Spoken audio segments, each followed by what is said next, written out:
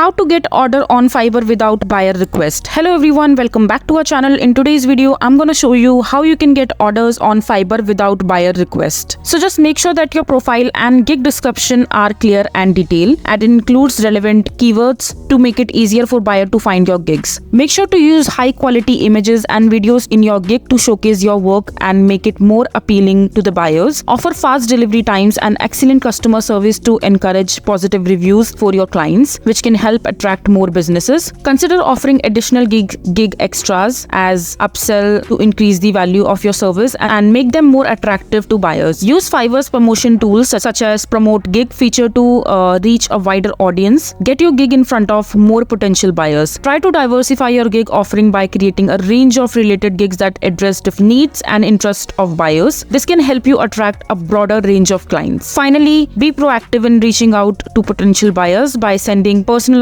proposal and offering a special discount or promotions to help win their business. So this is how simple it is to get orders on Fiverr without buyer request. So that is it for this video. If you find this video to be helpful, make sure to hit that like button and don't forget to subscribe to our channel for more such informative videos, and I'll see you the next time.